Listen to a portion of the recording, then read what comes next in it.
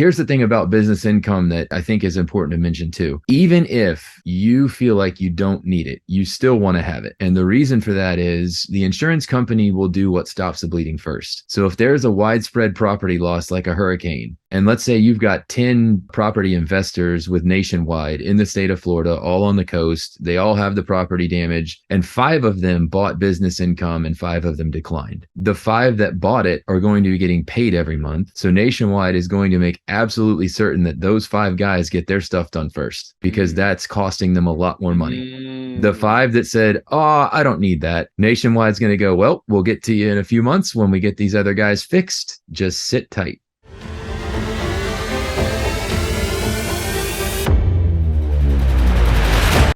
All right, guys, we got another good one for you on this episode. I've got my friend Drew Boyd, who is an insurance consultant. Let me tell you how I know him. I'm 46 years old, probably back in my early 20s to mid 20s when I was playing basketball at the local gym. Drew would always be there balling as well. And I got about 5 or 6 years of basketball in before I got just too many injuries. And so I went into different things. Drew is still playing basketball today, to his wife's chagrin, I'm sure, with many injuries. The reason I wanted to bring him on was I did a post recently on LinkedIn from a video a few weeks ago on insurance and about how the costs are going to be going crazy, especially after the hurricane. Not just Florida, but across the US, insurance rates are really about to go bonkers. Drew had made a comment on the LinkedIn post that things don't exactly have to be that way, that there are different ways to save costs on the insurance world. Some of the stuff he laid out for me was super intriguing, that there's almost kind of like an inside world, like a players club, if you will, in the insurance world. Having an advocate for you is a big deal, especially the more assets you own. Drew's going to kind of tell you what he's talking about, and I'll make sure I put his contact information down the bottom. So tell us what it is that Jefferson Maxey Consulting does. Why should multifamily owners call you? And kind of tell us about what it is you do. How do you save these guys money? How do you look out for them overall?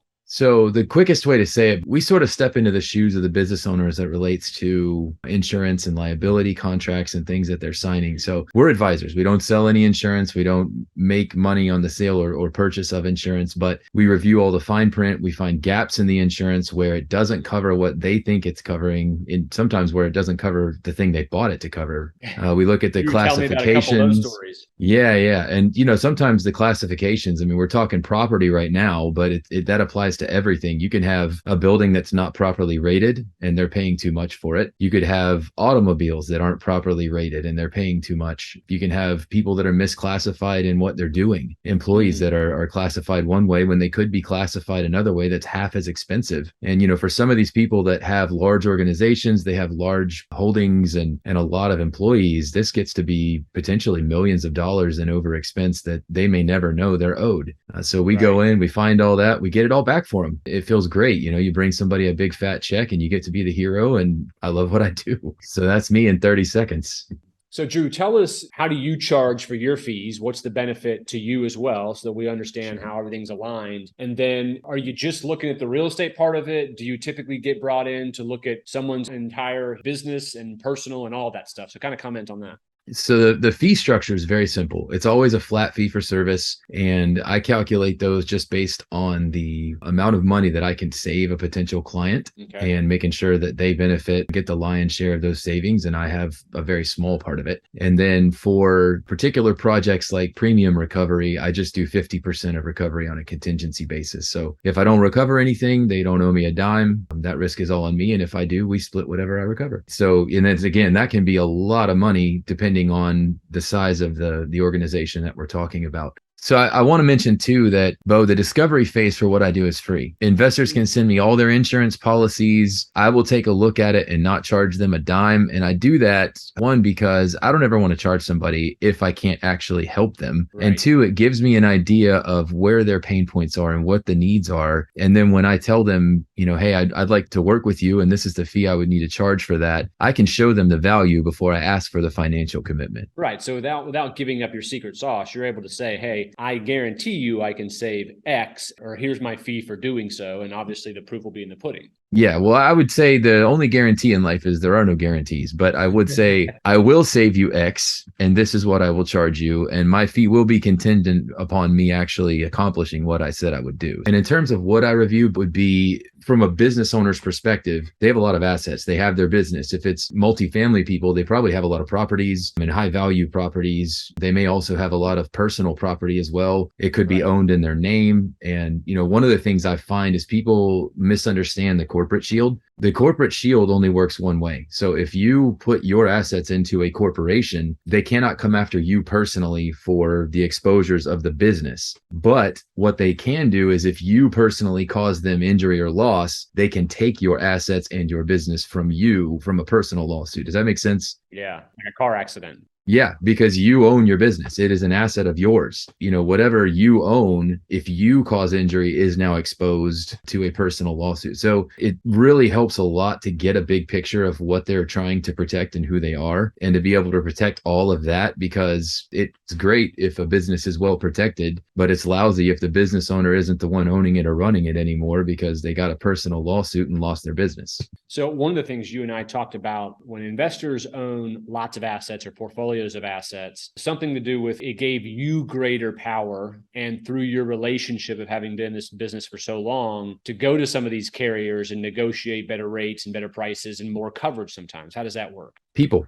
Because people are involved. A relationship is what makes the world go round. It's what makes business happen every day. When you have someone who pays, 6 figures for their commercial insurance premium, or millions of dollars even, they have a lot of buying power that I think they don't realize that they have. And, as compared to somebody who has a small business that has maybe a business owner's policy for $5,000, $10,000 a year, the insurance companies don't really care about losing that business nearly as much as they do someone that's paying them a large sum of money every year and is a high value client. So leveraging that in giving you the ability to go back to them and say, hey, we really need some help here. We need some extra coverage that you don't afford to other people, or we need something that's very specialized. And in this case, in Florida, where you have all this property damage, there are going to be a lot of insurance companies bailing. They're going to want out. They're going to non-renew. They're going to say, we're done with Florida. We're done with these stupid hurricanes. We don't care who you are. We're not doing it. But for the really high value folks, you could buy some extra time with these guys and say, hey, we need an extra year. We need a couple years, maybe even be able to hang on to them for the long run. And that happens because I find the brokers that have the strongest relationships with these insurance companies as well. And just like any other relationship, if a high value broker calls that's got, I don't know, 150 million, let's say, or 200 million, or how much with an insurance company, that person's going to get a very different response than somebody that only has $500,000 of premium with that company. And you want those big sluggers just going to bat for you, because that's how it gets done. That's how you get the breaks and the rates and the coverage improvements. And I've had situations where I've had to unfortunately tell somebody that, hey, I know this insurance company will do this because they've done it for another client with a different broker. So I'm sad that it didn't work out for them to do it for you when they weren't willing. But the fact of the matter is, I know that they will. And again, it's just strength of relationship. And really, that's my secret sauce, is leveraging those relationships and obviously understanding the policy language and all that stuff to be sure that it is what it's supposed to be. So funny, Drew. Like, my business is so much the same way. I mean, a lot of the value that we bring our clients is the knowledge we have about the investors that we're bringing as buyers to their listed asset, and previous transactions we'd have with them, and how they act, and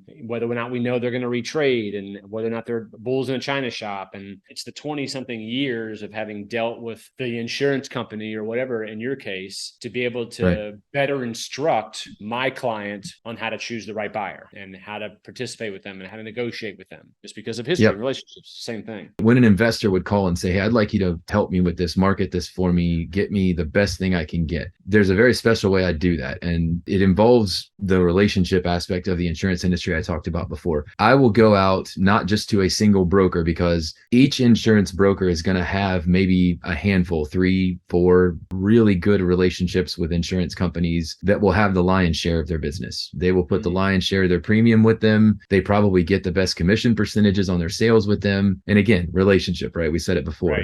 That's what it is. They have those relationships. But if I went to a single broker and say I was a broker and someone comes to me, then I would do the best I could to get as many quotes as I possibly could for that client because I want them to have as many options as possible. Gotcha. And in doing that, when I send those applications in, those insurance companies that get those applications are not allowed to talk to any other broker. So I might send out 100 or 200 or 300 applications to everybody I could think of. And insurance company A, B, and C declines and says, no, we're not going to quote for you. Well, they might have quoted for another broker, but now they can't because they've already declined from me. So I use a multi-agency marketing model, and I find out for each broker that's participating, what are your strongest relationships? How much premium do you have with these people? Things like, is the head of underwriting your brother or something? Is there some strong personal relationship? And it gives you the ability to get things that other people can't. And then that's how the results come through in the end, where, you get situations where people save hundreds of thousands of dollars on something and they wonder, well, how in the world didn't that happen the last time? So, well, why would it? You haven't used the leverage that you have. So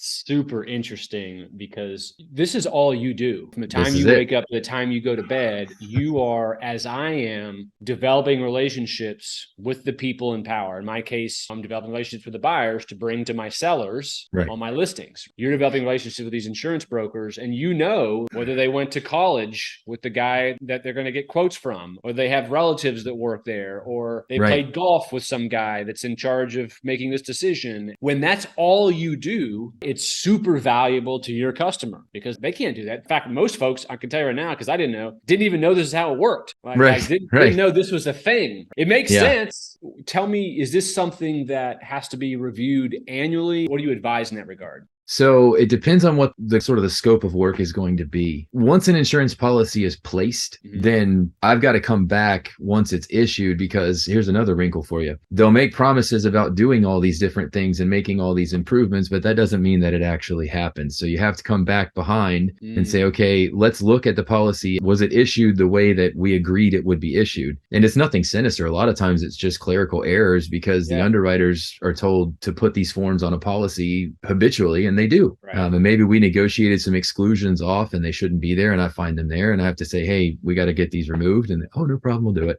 So that happens. And then of course at renewal, when you have storms like Ian, or you have a big loss, a lot of times you'll start seeing changes made to policy language, because insurance companies don't want to pay big losses. And in a general sense, that's acceptable because they've got to remain solvent. But sometimes the wording on those new exclusions can affect one person very differently than it does another. And so you got to be careful about how that applies to your clients. And so, I would say an annual review, especially around renewal, is going to be really, really important, because stuff leaks by all the time. And, you think, oh, the policy is exactly the same as it was last year. Well, it is, except for this new form they stuck on the back of it. Now it's not the same, and it could be very bad news. So you want someone taking a look at that and making sure that all the terms are exactly the same as the expiring, or better, certainly not worse. So you do real estate, home, auto, business, health insurance. Is that even something that's part of what you do? Personal health insurance, I don't really get involved in very much. Group health, on the other hand, I can have a pretty big impact there. And by virtue of the fact that I am not an insurance broker nor an employee of their company, it really allows me a unique position to be able to negotiate some things for them that I couldn't do if I worked for them, because I'm independent. So, if somebody's paying full commission on a large group health policy, we can get that negotiated down. And sometimes just that, depending on how large the organization is, it could pay 10 times what I have to charge them in a fee. If I didn't do anything else for them at all, they would still make out like a bandit just by calling me up and saying, hey, negotiate this for me. I got to imagine some of these folks who own a lot of the real estate holdings have been using insurance agents, folks who work directly for an insurance company, could be an insurance broker, whatever it is. They have these relationships. Is it sinister to bring in a consultant? Does that piss off the insurance agent and mess up the relationship between the investor and their insurance agent they've always used to bring in kind of this big brother guy to look at all their stuff? No, it's a great question. When I get involved in an account for a good insurance broker, it's very good news, because the ones that have good, strong relationships, I will farm business to them from my other clients. So it provides a great opportunity for them to earn more money. And many times I find that there are insurance policies that the business owner, the investor, should be buying that they're not buying, which that's also good news for the insurance agent, because I'm going to encourage them to spend more money. So that doesn't hurt at all. Where I could potentially come in into a tough situation is where we find issues that the broker that has the business now can't fix. And we have to look elsewhere if we want to get those issues taken care of. Sometimes that can make them a little upset. Nobody likes to lose business. We're all here to do well by other people and make a profit. So, but in general, I should be an assistance both to the investor and the broker. And there's no, for lack of a better word, there's no kickback that you get from the various insurance companies or agents or brokers increasing their business or adding coverages or whatever. No, I have a strict policy that I cannot, no hunting trips or fishing trips or, don't send my kids Christmas presents. If you want to send me a thank you card or buy me a coffee or something, that's fine. But I want to make sure that everything I do is above board and above reproach. And nobody could say, oh, Drew, he puts all his business with this broker because that broker does nice things for him and buys him stuff. And I want to be careful to avoid that. There has to be just mounds and mounds of paperwork to read through. How do you comb through that many documents? Or do you just get to know each company's documents and how they're written, and you know exactly what clauses to go to right away, depending on what the asset is or coverage? Yeah, both. One of the things about an insurance policy that it makes it a little bit easier is most of them are laid out exactly the same way. So it has the declarations page and tells you all the basics of who, what, when, where, and how much. And then from there, it goes into the very short insuring agreement that's usually just a few paragraphs and tells you this is what we're going to cover. And then from there, it goes into the exclusions and it tells you this is what we do not cover when we're going to say bye-bye and not pay a dime. And then there are definitions and things like that. In the world of insurance, there are what are called ISO forms. They're written by the Insurance Services Office of America, hence the ISO. And those forms, if you see those, they're the same on every policy that they are used. So if I see commercial general liability policy that's ISO, for example, I don't really need to read that 16 pages because I've seen it 1,000 times. I know what's in it. And then I can kind of push through to the endorsements where they've made changes to the policy. And there are ISO endorsements. There are also manuscript endorsements where an insurance company has decided that ISO just ain't good enough. So we're going to write our own. I would say 9.9 times out of 10, that's very bad news for the policyholder because those forms very rarely give back coverage. Most of the time they take more coverage away. So as a result of some bad experience they've had. So they just had to. Yep. Most of the flashing red lights where I see horrible things are found in policy endorsements. They're not found in the base policies. So Drew, let me ask you, and this is almost personal, and I'm assuming a lot of folks are like me, which is that I have cars and house, and I think a general liability policy with one company. And then on my real estate owned stuff, sometimes I have every individual property maybe with a different insurance company because it just had different, better rates at the time, or a buddy of mine, or whatever the case may be. But do you find that when you come in and you do these audits, that having sort of this scattered insurance company assemblage, if you will, is almost more powerful because you're able to come in there and take a holistic approach and kind of bundle them all together and now go talk to insurance brokers as one guy who knows this person's entire everything and be able to get them even more savings? The answer is yes. A lot of times when I meet with a business owner and I first kind of get into the discovery of what they've got, they may have 15 different insurance policies with 8 different insurance brokers. And the funny thing about that is those brokers don't talk. One broker may not realize what the other broker is insuring and the asset that the business owner has or the liability that the business owner has. And so sometimes you find that one broker was able to put together a policy that is way superior to another broker's policy. And of course, the broker with the inferior policy may end up losing the business in that case. And so that's kind of a tough thing for them. But the consolidating of everything and trying as best we can, not only to keep it with a single broker, but also with a single insurance company. Because if you have different lines farmed out to different insurance companies, sometimes you can create a conflict of interest where one company points the finger at the other company and says, you got to pay it. And they go back, no, you got to pay it. And then you're in 2 lawsuits with 2 different insurance companies, and there's nothing in the law that says either one of them has to step up and pay it. And they're not even arguing that it's not covered. They're just saying it shouldn't be us. And it just gets to be a mess. So you could pay for 2 lawsuits, lose them both, and then pay your claim out of pocket on top of it. Yeah. And The reason I asked that, Drew, is because having just talked to you in these 10 minutes, I'm thinking to myself, I've never had an insurance agent say, well, Beau, what else do you own? Let me look at your other assets. Where do you have your cars? Where do you do your personal home? I've never had that. Like as a real estate broker, as soon as I do a deal with someone, I'm like, what else you got? What other assets you own? Let's talk about your other properties. I'm asking that in the very beginning. Sure. Oftentimes I already know what they own. I've already even researched all this stuff. It's interesting that there's not more talk about what you do in your industry is sort of like a big brother advocating for each business owner and looking at all their stuff holistically to kind of move things around and shuffle things around. I got something else we got to put in here. One of the property coverages that most gets ignored, in my opinion, one of the most valuable is called business income replacement and extra expense. And this is where you have a property loss that somehow has an impact on the income that you would receive if you had not had that property loss. And this can be applied to any industry. Manufacturers have a warehouse issue and